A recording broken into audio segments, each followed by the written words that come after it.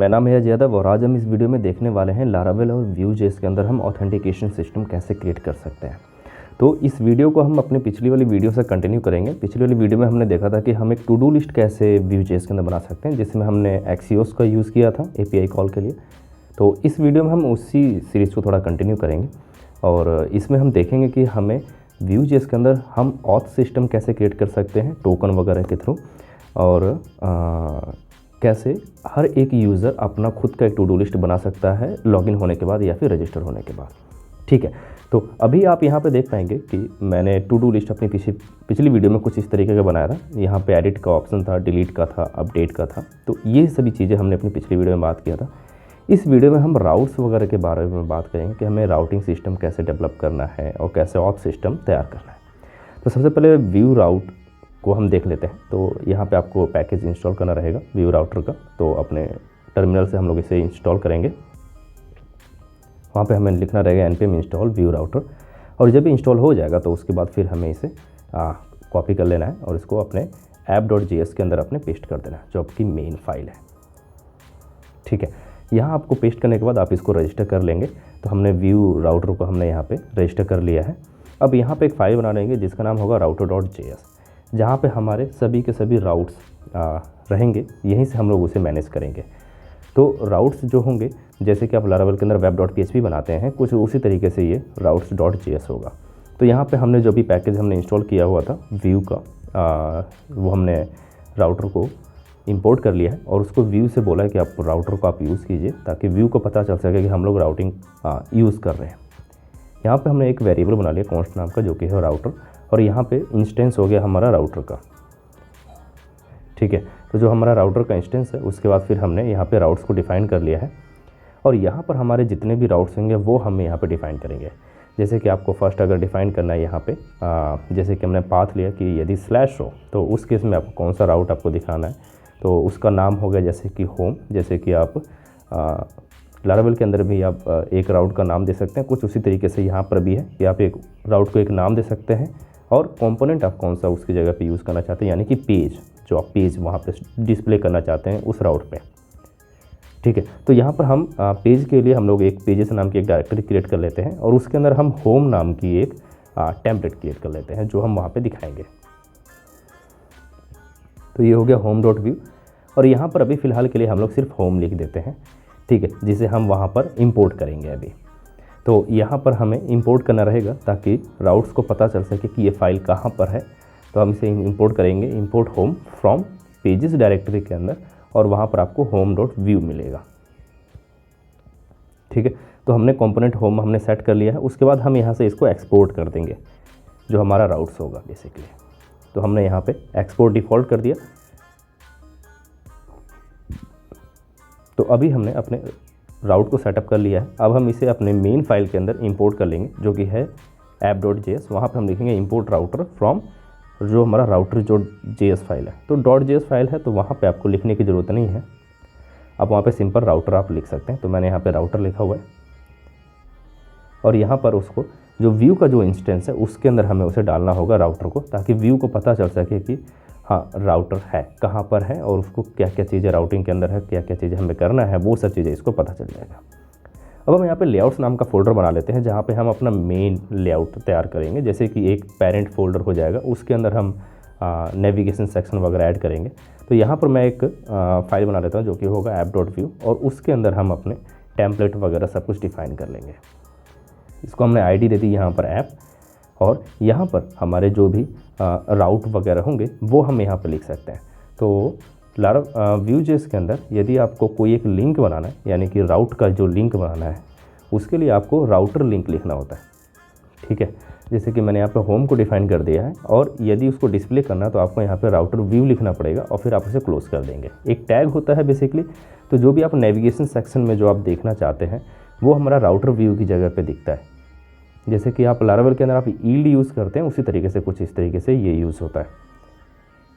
और हम उस ऐप को हम यहाँ पे इंपोर्ट कर देंगे, इंपोर्ट ऐप, और जो हमारा लेआउट्स फोल्डर के अंदर है app.view, उसको हमने यहाँ पे इंपोर्ट कर दिया है और हम यहाँ पे उसको ऐड कर देंगे। जो हमारा कंपोनेंट है, जो मेन कंपोनेंट है लेआउट का, वो हम यहाँ पे ऐप वाला यूज़ कर रहे हैं। ठीक है। तो हमने बेसिकली यहाँ पे सब कुछ ऐड कर दिया है। अब यहाँ से टू डू लिस्ट हम हटा देते हैं फ़िलहाल के लिए, क्योंकि अब हमें उसकी ज़रूरत नहीं पड़ेगी। अब हमें welcome dot blade dot PHP के अंदर भी हमें चेंज करना रहेगा। तो यहाँ पे जो हमने अपनी पिछली वीडियो में टू डू डाला हुआ था, जो कंपोनेंट था, उसकी जगह पे अब हम यहाँ पे ऐप डाल देंगे, क्योंकि हमने वहाँ पे ऐप जो हमारा फाइल है उसके अंदर हमने इसको डिफ़ाइन कर रखा है।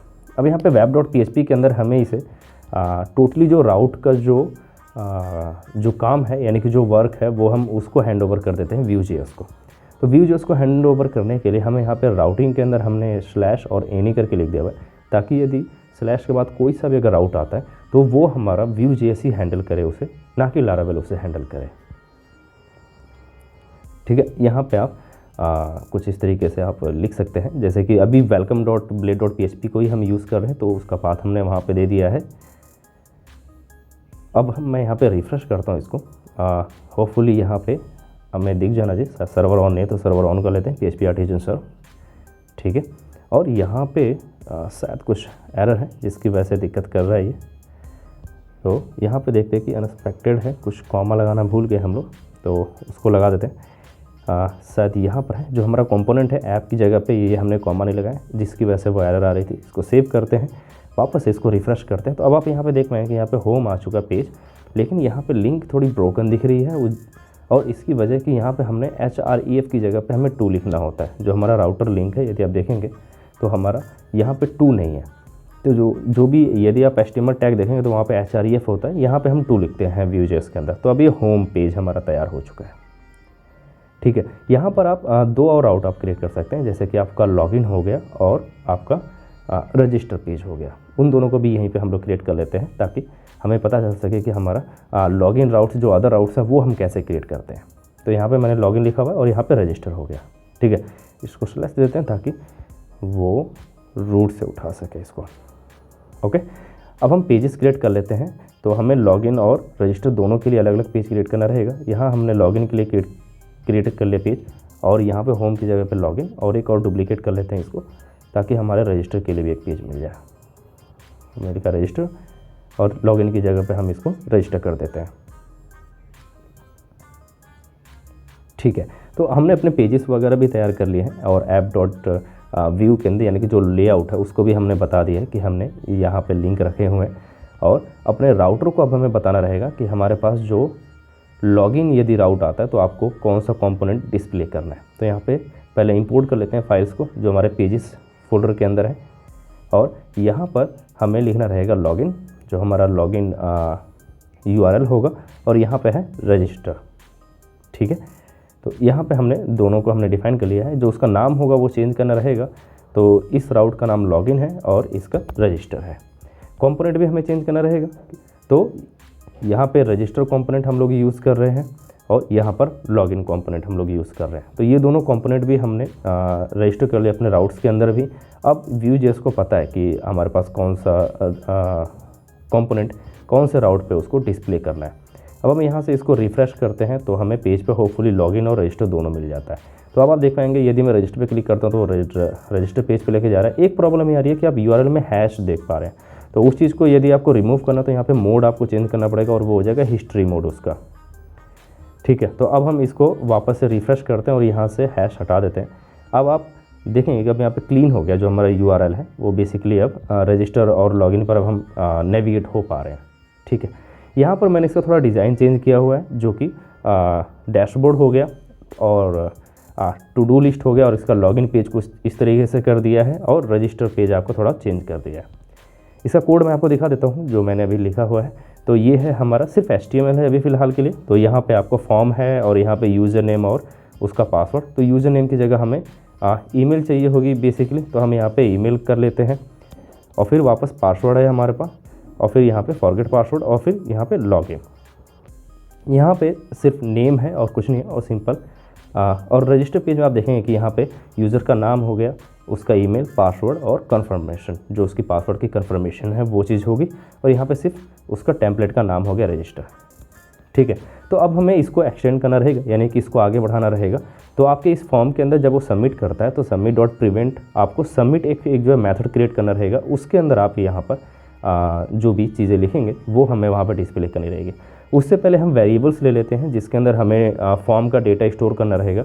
तो यहाँ पे हमारा फॉर्म हमने एक जो है ऑब्जेक्ट की तरह बना लिया और यहाँ पे हमने ईमेल और पासवर्ड ले लिया, 2 वेरिएबल्स ले लिए और इन दोनों वेरिएबल्स को हमें अपने ईमेल के अंदर जो हमारा इनपुट बॉक्स है उसके अंदर अटैच करना रहेगा। तो इसको अटैच करने के लिए हमें लिखना रहेगा वी मॉडल और वहाँ पे फॉर्म डॉट ईमेल, क्योंकि फॉर्म के अंदर हमारा एक ईमेल है जो हम जिसके अंदर हम इसकी वैल्यू स्टोर करना चाहते हैं। दूसरा हमारा हो गया फॉर्म डॉट पासवर्ड, तो अब ये पासवर्ड के अंदर उसकी वैल्यू का वो स्टोर कर लेगा। यहाँ पे एक शो एरर ले लिया हमने, ताकि यदि कोई एरर होता है तो उस केस में हम देख सकें कि क्या हमें एरर डिस्प्ले करना है या नहीं करना है उस केस में। ठीक है, तो यहाँ पे हमने बेसिकली जो हमने लॉगिन के अंदर किया था वही सेम चीज़ हम यहाँ पे रजिस्टर के अंदर भी कर लेते हैं। तो रजिस्टर के अंदर भी हमने अपने इसको कॉपी पेस्ट कर लिया और यहाँ पे 1-2 चीज़ें हमने ऐड कर दी, जैसे नेम और पासवर्ड उसका हो गया। तो ये दोनों चीज़ें भी हमने इसके अंदर ऐड कर दी, क्योंकि रजिस्टर पेज के अंदर हमें इसकी नीड रहेगी। और सेम चीज़ हम वापस से वी मॉडल के साथ में उन जो है वेरिएबल्स को बाइंड कर देते हैं उसके इनपुट्स के साथ में। ठीक है, ताकि हम उसकी वैल्यू को कहीं पे स्टोर कर सकें। और यहाँ पे जो हमें फंक्शन कॉल करना रहेगा वो हो गया हमारा सबमिट, रजिस्टर के अंदर भी। ठीक है, तो अभी हमें क्या करना रहेगा कि API तैयार करनी रहेगी बैकएंड की। ठीक है, तो सबसे पहले हम बैकएंड की API तैयार करने के लिए हमने JWT को हमने इंस्टॉल कर लिया और जब हमने JWT को इंस्टॉल कर लिया तो उसके बाद उसको हमें प्रोवाइडर्स के अंदर ऐड करना रहेगा, जो भी उसका सर्विस प्रोवाइडर है, और उसके एलियास को भी ऐड करना रहेगा। तो यहाँ पे हम API क्रिएट करने के लिए हम JWT टोकन का यूज़ कर रहे हैं और साथ में उसको हमें वेंडर का पब्लिश करना रहेगा और उसके बाद हम उसके टोकन को जनरेट कर लेंगे। ठीक है, अब यहाँ पे थोड़ा चेंजेस करना रहेगा हमें यूज़र मॉडल के साथ में, क्योंकि हमें जो JWT है वो यूज़र मॉडल के साथ में हमें टोकन जनरेट करके देगा। तो यहाँ पे हम उसको इम्प्लीमेंट कर लेते हैं और यहाँ पर हमें 2 फंक्शन हमें ऐड करना रहेगा, जो हमारा हो जाएगा गेट JWT आइडेंटिफायर और जो हमारा कस्टमर क्लेम्स जो है। तो इन दोनों फंक्शंस को आपको यूज़र के अंदर आप डाल सकते हैं। आप JWT जो टोकन है उसके यदि आप वेबसाइट पर जाएंगे तो आपको ये सब चीज़ें मिल जाएगी, वहाँ से आप देख सकते हैं, उसकी डॉक्यूमेंटेशन पढ़ लेना। और यहाँ पे हम ऑथ कंट्रोलर क्रिएट कर लेते हैं जिसका हमें यूज़ करना रहेगा अपने लॉगिन और रजिस्टर पेज के लिए। ठीक है, तो हमने यहाँ पे एक फंक्शन बनाया जैसे कि लॉगिन हो गया। तो लॉगिन की ये सब चीज़ें हैं जो हम यूज़ करेंगे। जैसे सबसे पहले उसको वैलिडेट करेंगे और उसको JWT टोकन हम यहाँ पे यूज़ करेंगे। तो मैंने उसको इंपोर्ट कर लिया है और यूज़र मॉडल को भी हमने कर लिया, क्योंकि हमें उसको रजिस्ट्रेशन के टाइम पे हमें उसको यूज़ करना रहेगा। और यहाँ पे हम उसको टोकन को रिटर्न कर रहे हैं। तो यहाँ पे क्रिएट टोकन जो है वो हमने क्रिएट न्यू टोकन करके है, जो एक्सेस टोकन और टोकन टाइप भी हम इसको दे रहे हैं। और दूसरी चीज़ है कि हमें रजिस्टर पेज क्रिएट करना रहेगा सेम। तो रजिस्टर पेज के लिए हमने सेम वैलिडेट किया है सबसे ऊपर, और उसके बाद जो भी यदि वो फेल्स होता है तो उसको रिटर्न किया है, अदरवाइज़ हमने एक नया यूज़र क्रिएट कर दिया है। और उसके बाद उसका टोकन हमने जनरेट कर लिया है और जनरेट करने के बाद फिर हम उसको वापस से टोकन को भेज रहे हैं यूज़र के पास। तो ये 2 API होंगे जो हमें चाहिए होंगे यूज़र को क्रिएट करने के लिए। एक तो रजिस्टर होगा और एक हमारा लॉगिन होगा, और एक API होगी जहाँ से हमें यूज़र की इन्फॉर्मेशन हमें मिल सके कि कौन सा यूज़र है। तो यहाँ से हमने रिक्वेस्ट यूज़र हमने कर दिया ताकि वो यूज़र को वो रिटर्न कर सके टोकन के बाद, आइडेंटिफाई करने के बाद, और उसका रिफ्रेश टोकन भी यदि वो चाहता है तो उस केस में उसको मिल जाए, क्योंकि टोकन कई बार एक्सपायर हो जाता है तो उस केस में हमें ये यूज़ करना रहेगा। ठीक है, अब हम इस API को अपने API.php के अंदर हम इसको डिफ़ाइन कर देते हैं जो हमारी APIs हैं। तो ये हमारा पहले का कोड है जो हमारा रिसोर्स टू डूज़ वाला है। अब यहाँ पे हमें कोड लिखना रहेगा जो हमारा रजिस्टर है वो रजिस्टर के लिए, और लॉगिन के लिए यहाँ पर लॉगिन आ जाएगा ऑथ कंट्रोलर के अंदर। और यहाँ पे आप देख पाएंगे कि आपको मिडिलवेयर हमने लिखा हुआ है, जो JWT वेरीफाई करके एक कोई मिडिलवेयर है, और उसके अंदर हमने यूज़र की इन्फॉर्मेशन दे रहे हैं और टू डूज़ को वहाँ पे ऐड कर दिया हमने, ताकि जो यूज़र लॉग्ड इन है वही टू डूज़ को ऑपरेट कर पाए, यानी कि यूज़ कर पाए। तो अभी हमने JWT वेरीफाइड टोकन हमें क्रिएट करना रहेगा, क्योंकि ये अभी तक हमने मिडिलवेयर है, तो ये हमने अभी मिडिलवेयर हमने क्रिएट नहीं किया, तो अभी इसको क्रिएट कर लेते हैं। PHP आर्टिजन में एक मिडिलवेयर JWT मिडिलवेयर, तो ये हमने क्रिएट कर लिया है। और यहाँ पे हमें चेक करना रहेगा टोकन का कि यूज़र के पास टोकन है या नहीं है, टोकन एक्सपायर है या नहीं है, क्या है, वो सभी कोड हमने यहाँ पे लिख दिए हैं। ठीक है, अब हम इसको इंपोर्ट कर लेते हैं JWT वगैरह एक्सेप्शंस वगैरह जो हमने यूज़ किया यहाँ पे वो सब, और इसके बाद हमें इस मिडिलवेयर को हमें रजिस्टर करना रहेगा अपने kernel.php के अंदर। तो यहाँ पे हम इसको रजिस्टर कर लेते हैं। ठीक है, JWT वेरीफाई हमने रजिस्टर कर लिया है। अब API.php के अंदर अब ये मिडिलवेयर हमारा वर्क करने लग जाएगा यहाँ से कि यूज़र के पास टोकन है या नहीं है। तो हमने API हमने क्रिएट कर ली है। अब हमें चाहिए कि अब हम एक्सियोस को अब हम यूज़ कर पाएँ। तो यहाँ पे हम क्या कर रहे हैं कि क्रेडेंशियल्स जो है वो चाहिए ट्रू, और उसके बाद उसका बेस यूआरएल हमने दे दिया एपीआई का, जो हमारा बेस यूआरएल है, और उसका टोकन हमने लोकल स्टोरेज के अंदर ऐड किया हुआ है व्यू टोकन के नाम से। हम इसको टोकन भी कर सकते हैं, तो चलिए टोकन कर लेते हैं इसको।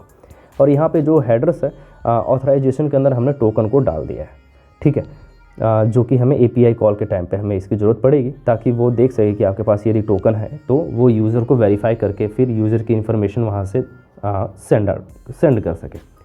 अब हमें चाहिए होगा कि हमें एक स्टोर हमें क्रिएट करना रहेगा जो होगा व्यूएक्स का। तो आप व्यूएक्स के बारे में आप एक बार पढ़ लेना, क्योंकि ये हमारा एक तरह से सेंट्रलाइज्ड होता है, जहाँ से आप सभी वेरिएबल्स को आप एक्सेस करते हो या फिर आप एपीआई कॉल वगैरह करते हो यहाँ से। ये ज़रूरी नहीं है, बट एक लार्ज प्रोजेक्ट के लिए ये बहुत ज़रूरी बन जाता है, क्योंकि आप एक जगह से सभी चीज़ों को आप मैनेज कर पाते हो, एक सेंटर पॉइंट हो जाता है। तो यहाँ पे हम एक स्टोर नाम का एक फ़ोल्डर क्रिएट कर लेते हैं और वहाँ पे हमने index.js नाम की एक फ़ाइल क्रिएट कर लिया। यहाँ पे हमने एक्सियोस और व्यूएक्स को हमने इंपोर्ट कर लिया, जैसे हमने राउट को किया हुआ था, आपने देखा था, और सेम हमने उसी तरह से उसका इंस्टेंस बना लिया है। यहाँ पे आप स्टेट्स देख पाएंगे, ये सभी वेरिएबल्स हैं जो यूज़ में होंगे, और ये उसके म्यूटेशंस हो गए, यानी कि इन वेरिएबल्स को अपडेट करने के लिए। उन वेरिएबल्स को हम डायरेक्ट अपडेट नहीं करते हैं, बल्कि इन म्यूटेशंस के हेल्प से हम उसको अपडेट करते हैं। जैसे आप देखेंगे यहाँ पे टोकन है, तो टोकन के अंदर क्या है कि लोकल स्टोरेज के अंदर सबसे पहले चेक कर रहा है कि क्या टोकन है या नहीं है, और यदि नहीं होता तो उस केस में उसको खाली दे देता है। यूज़र है, आप देखेंगे तो यहाँ पे देखो सेट यूज़र है, तो हम यूज़र सेट कर रहे हैं। सेम चीज़ हमारा एक्शंस के साथ में है। तो हमारा एक्शन क्या काम करता है कि कोई एक एपीआई कॉल करने भी, जैसे लॉगिन है, एक एक्शन है, तो लॉगिन करना है यूज़र को, तो वो क्या करेगा कि लॉगिन एक्शन को वो चेक करेगा। यहाँ से वो फिर देखिए एक्सियोस को वो कॉल करेगा। उसके बाद जो हमारा यूज़र, हमें जो हम फॉर्म का डेटा भेजेंगे वो यूज़र के अंदर आएगा, और मेथड हमारा पोस्ट है। जो भी रिस्पांस आता है एक्सेस टोकन का, आप यहाँ पे देखेंगे कि मैंने यहाँ से एक्सेस टोकन भेजा हुआ है, इस चीज़ को हम यहाँ पे कैच करेंगे और उसको बियरर टोकन के साथ में उसको ऐड करके वापस टोकन वेरिएबल में डाल देंगे, और उस टोकन को हम लोकल स्टोरेज के अंदर सेट आइटम कर देंगे। और यहाँ पे आप देखेंगे वो है गेट आइटम। तो यहाँ से हम सेट कर रहे हैं कि लोकल स्टोरेज के अंदर जो ये टोकन है वो टोकन हम सेट कर दें, और फिर हेडर्स की वैल्यू हमने चेंज कर लिया कि ऑथराइजेशन के अंदर अब आप ये टोकन भेजने लग जाओ, और साथ में हमने इसको कमिट कर दिया। अच्छा, कमिट क्या है? कमिट आपका जो भी म्यूटेशंस है, जो हमने ऊपर अभी हमने देखे थे म्यूटेशंस, वो सभी यहाँ पे कमिट्स हैं। जैसे सेट यूज़र हो गया, ऑथ सक्सेस हो गया, तो ये सभी उसके म्यूटेशंस हो गए। फिर आते हैं इसके रजिस्टर। सेम लॉगिन की तरह आपका रजिस्टर भी है। जैसे यहाँ पे ऑथ रिक्वेस्ट की जा रही है, एक्सियोस के अंदर आपका रजिस्टर एपीआई यूआरएल हिट किया जा रहा है, और यहाँ से यूज़र जो हमें फॉर्म का डेटा मिल रहा है, और यहाँ से आपका मेथड आपका पोस्ट हो गया। सेम चीज़ हमने टोकन उठाया, और जो हमने लॉगिन के साथ में किया था वही हमने सेम चीज़ यहाँ पे कर लिया। लॉगआउट के अंदर आप देखेंगे कि हमने यहाँ पे लॉगआउट कमिट किया है। अब ये कमिट आपको मैंने बताया था कि ये क्या है, म्यूटेशंस है, जो भी ये कमिट्स है, और म्यूटेशंस आपके कहाँ पर हैं, यहाँ पर। तो अब आप देखेंगे यहाँ पे सभी म्यूटेशंस हमारे डिफाइंड है। वो सभी म्यूटेशंस उन वेरिएबल्स को, आपके जो स्टेट की वेरिएबल्स हैं उनको अपडेट करते हैं। जैसे यहाँ से एरर भेजा आपने, तो अब ये स्टेट डॉट एरर के अंदर आपने एरर डाल दिया है। अब ये एरर कहाँ मिलेगा आपको? वो स्टेट वेरिएबल के अंदर एरर यहाँ पे मिल जाएगा, ठीक है।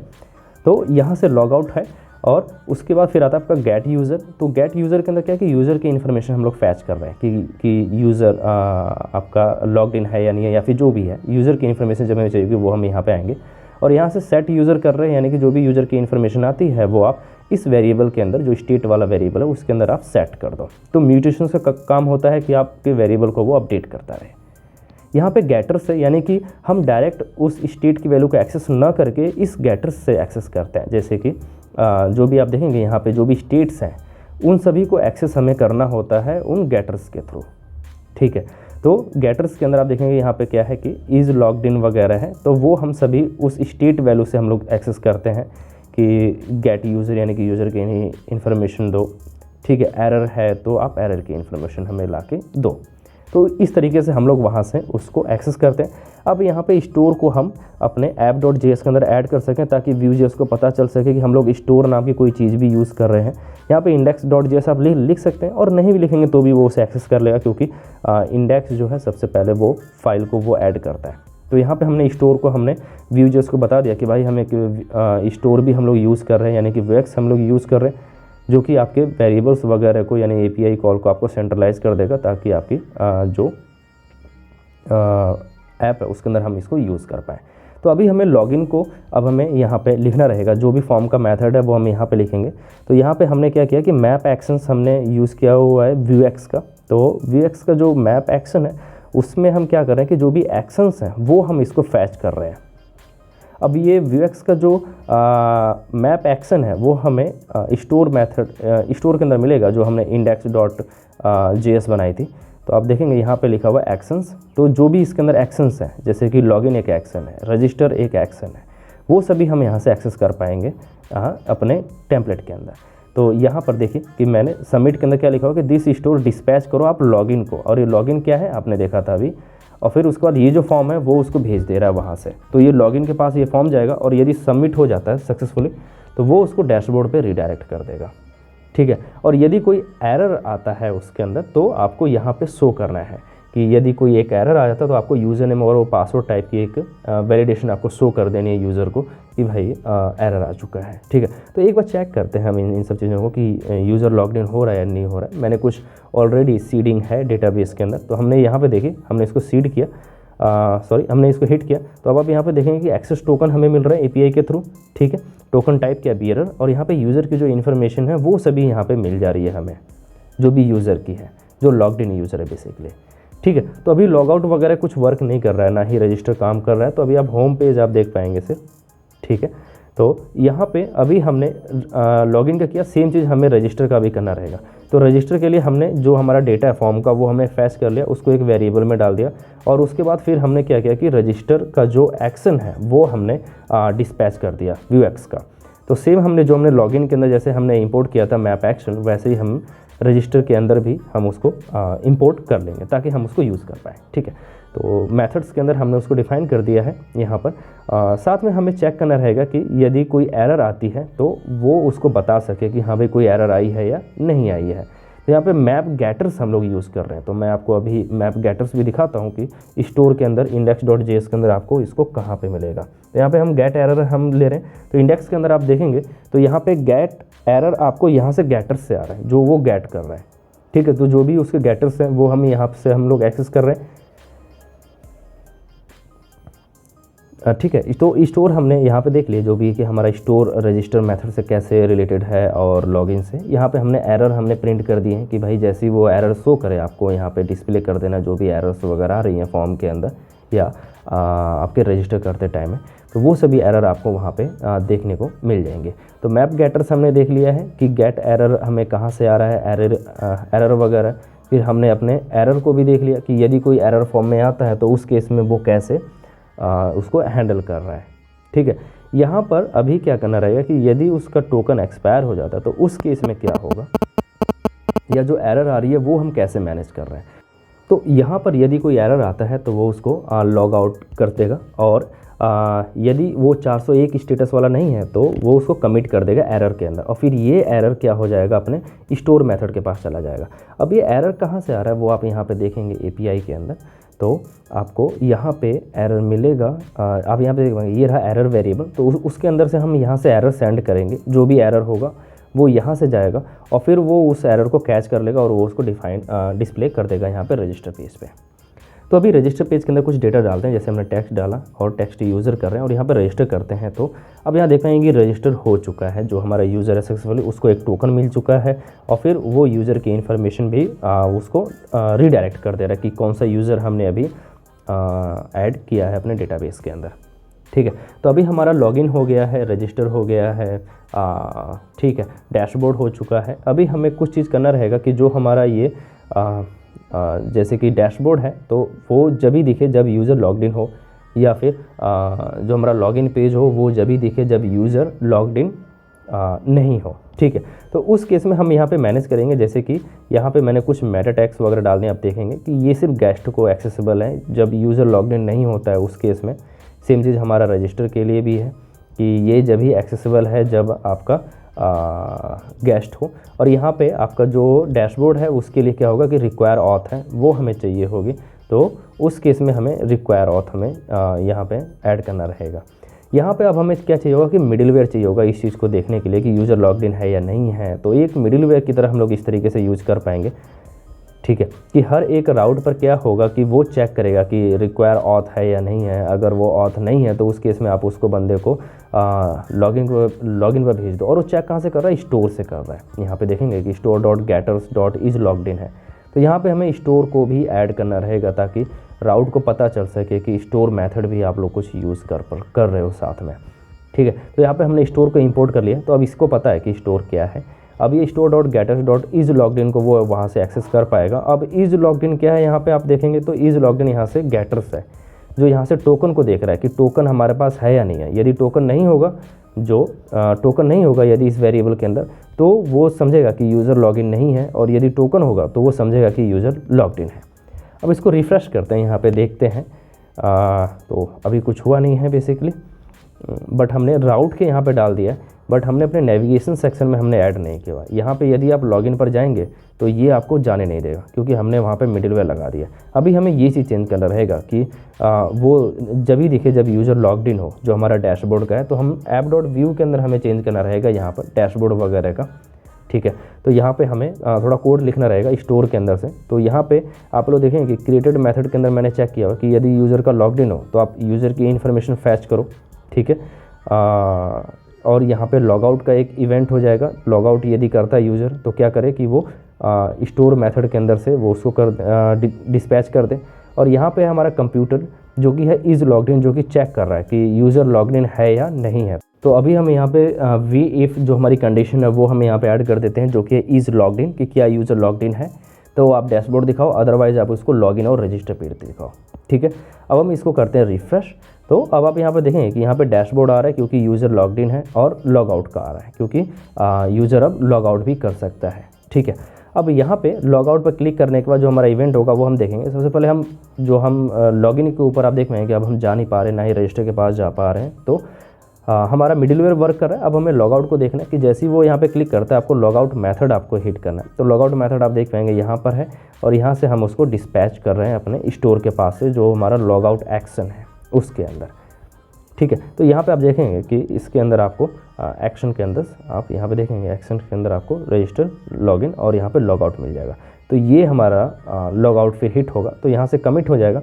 कमिट होने के बाद फिर वो रिमूव कर देगा टोकन को वहाँ से। ठीक है, इसको करते हैं लॉगआउट, और फिर अब हम यहाँ पे लॉगिन पर आ चुके हैं। अब हम डैशबोर्ड को एक्सेस करने की कोशिश करते हैं यहाँ से। तो देखेंगे कि अभी भी हम डैशबोर्ड को एक्सेस कर पा रहे हैं, शायद कुछ मिस्टेक है मेरे ख्याल से। तो अभी यहाँ पर आते हैं, अभी हम देखते हैं कि हमारा गेस्ट है, ठीक है, रिक्वायर ऑथ है, ये भी ठीक है। यहाँ पे प्रॉब्लम है, रिक्वायर ऑथ हमने फॉल्स कर रखा है, बल्कि हमें ट्रू चाहिए क्योंकि हमें यूज़र ऑथेंटिकेटेड चाहिए। अब हम इसको रिफ़्रेश करते हैं और ये हमें रीडायरेक्ट कर रहा है लॉगिन के पास। मैं वापस से आपको दिखाता हूँ डैशबोर्ड पर जाके। तो यहाँ पे हमने डैशबोर्ड पे किया, अब ये देखिए अब आपको लॉगिन पे भेज रहा है। अब हम यूज़र को लॉगिन करते हैं, हमने यूज़र को लॉगिन कर लिया, यूज़र डैशबोर्ड पे है। ठीक है, तो अभी हम डैशबोर्ड को थोड़ा सा चेंज कर लेते हैं। यहाँ पे टू डू लिस्ट हम डाल देते हैं, जो हमारा प्रीवियस वाला कोड था। तो हमने यहाँ पे देखिए, यहाँ पे हमने टू डू लिस्ट कंपोनेंट है जो हमारा पूरा का पूरा प्रीवियस वाला उठा है, उसमें कोई चेंजेस नहीं है। ठीक है, और यहाँ पे हमें गेटर्स यूज़ कर रहे हैं, जो हमारा यूज़र की इन्फॉर्मेशन हम गेट कर रहे हैं यहाँ से। ठीक है, अब इस मैप गेटर्स को हमें व्यूएक्स के थ्रू हम वहाँ पे इंपोर्ट भी कर सकते हैं। ठीक है, अभी हमें क्या करना रहेगा कि जो हमारा टू डू लिस्ट है उसके अंदर हम एक यूज़र आईडी अब हम ऐड कर देते हैं, जो उसकी टेबल है उसके अंदर। तो यहाँ पे यूज़र आईडी होगी जो एज ए फॉरेन की होगी कि किस यूज़र ने वो टू डू लिस्ट ऐड किया हुआ है, यानी कि टू डू ऐड किया हुआ है। उसके बाद टू डू जो हमारा मॉडल है उसके अंदर हमने यूज़र आईडी हमने पास कर देनी है, जो हमारा फिलेबल प्रॉपर्टी है उसके अंदर। ठीक है, अब हम चलेंगे इसके कंट्रोलर के अंदर, जो हमारा टू डू लिस्ट का जो हमारा कंट्रोलर है। सबसे पहले हम यहाँ पे इंडेक्स मेथड देखते हैं। तो इंडेक्स मेथड को हम जो चेंज कर लेते हैं, क्योंकि अब यूज़र के बिहाफ पे उसको चाहिए होगा, और यूज़र हमारा टोकन बेस्ड है, यानी कि टोकन के थ्रू आ रहा है। तो हमें यहाँ पे रिक्वेस्ट लगाना पड़ेगा, ताकि जो भी रिक्वेस्ट आती है उसके थ्रू हम फाइंड कर सकें कि कौन सा यूज़र है। तो रिक्वेस्ट यूज़र और यहाँ पे आईडी हो गई उसकी। तो यहाँ पे हमने फाइंड किया कि to do where ID is request user ID, और उसकी इन्फॉर्मेशन यानी कि जो हमारा टू डूज़ है वो हमें उठा के आप दे दो। ठीक है, तो हम उसको फ्रंट एंड पे सेंड डिस्प्ले कर पाएंगे। यहाँ पे स्टोर के अंदर भी चेंज करना रहेगा, जो हमारा क्रिएट मेथड है, क्योंकि अब इसके अंदर आपको जो हमारा ऑल नहीं, सिर्फ हम यहाँ पे नेम पास कर रहे हैं। तो आप यहाँ पे देख पाएंगे कि यहाँ हमने क्या किया कि यूज़र आईडी को भी पास कर दिया, ताकि वो उसको स्टोर कर सके। और यहाँ पे हमारा हो गया अपडेट का। तो अपडेट के टाइम पर भी हम यहाँ पे नेम लिख देते थे सिंपल, और यहाँ पे रिक्वेस्ट और उसकी सिर्फ नेम, क्योंकि हमें सिर्फ नेम की ज़रूरत रहेगी। ठीक है, तो होपफुली हमने यहाँ पे सब कुछ कर दिया है। एक बार फिर इसको माइग्रेट कर लेते हैं। बेसिकली जो हमारा हो गया PHP artisan migrate fresh seed. ठीक है, और इसको एक बार सर्वर को स्टार्ट कर लेते हैं। अब हम वापस से एक यूज़र को हम यहाँ पे रजिस्टर करते हैं, फ्रेश यूज़र जो होगा हमारा टेस्ट यूज़र, उसकी ईमेल आईडी और ये हमने डाल दिया पासवर्ड उसका, और हम इसको करते हैं रजिस्टर।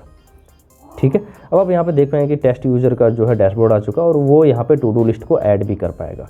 तो हमने यहाँ पे लिखा फर्स्ट टू डू आइटम, और हम इसको यदि ऐड करते हैं तो हम उसको वहाँ पे ऐड भी कर पा रहे हैं। ठीक है, तो यहाँ से आप उसको ऐड, अपडेट, रीसेट वगैरह जो कुछ भी है आप पहले की तरह आप उसके ऊपर परफॉर्म कर पाएंगे, उसके अंदर कोई चेंजेस नहीं है।